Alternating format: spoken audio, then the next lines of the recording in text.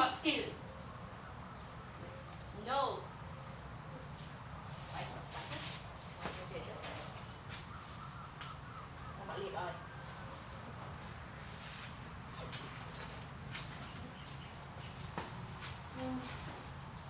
bay nào kia vậy đó bắt bên vô đấy bay thạch đấy thật đấy liệt bạn là liệt bạn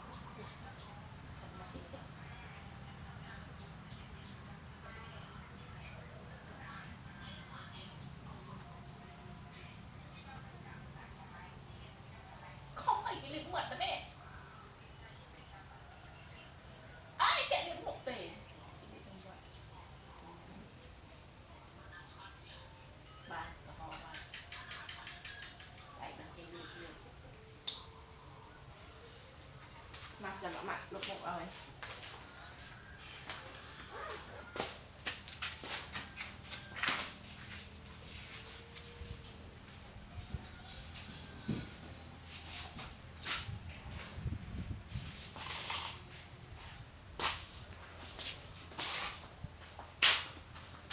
chuẩn tôi thương đó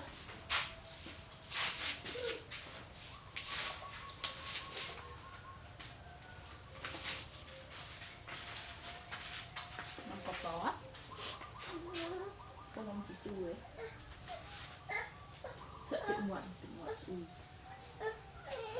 đất mình nhỉ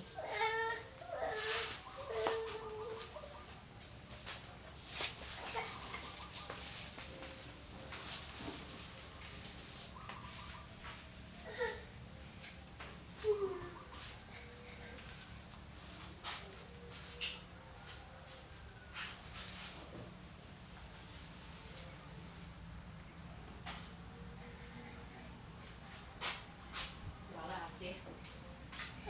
ai sao vậy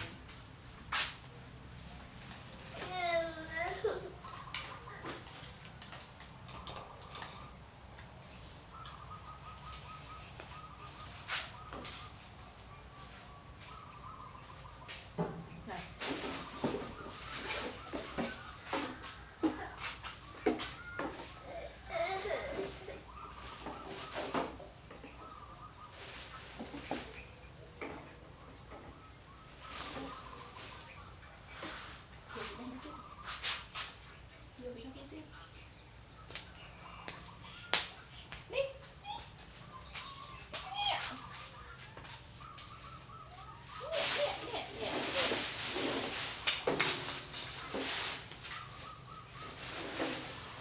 lên ta lên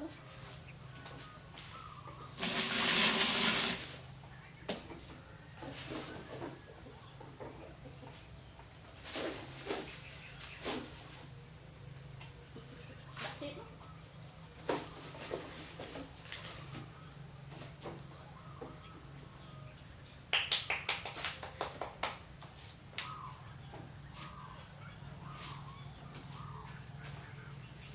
tiếp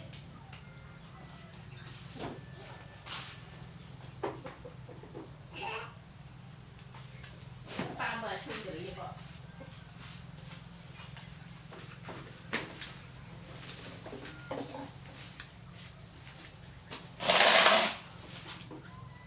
ba mà chung chung một cái ạ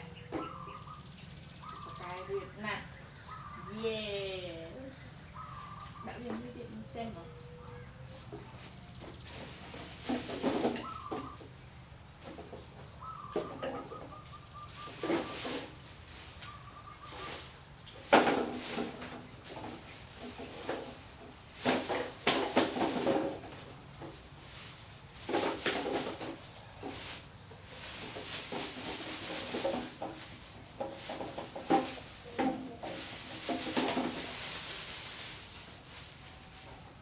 này món này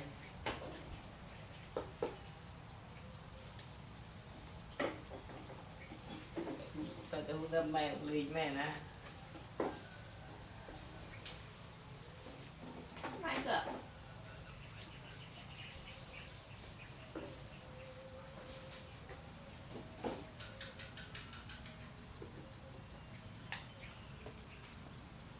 mà là mồi dụ nó bay đấy mà ai ghế về về mày cho họ chọc á họ chọc bây giờ có viên tâm cảnh không tiếc thì một bụng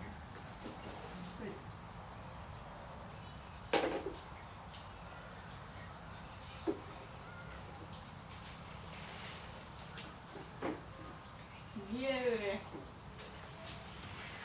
nhắc mới tiếp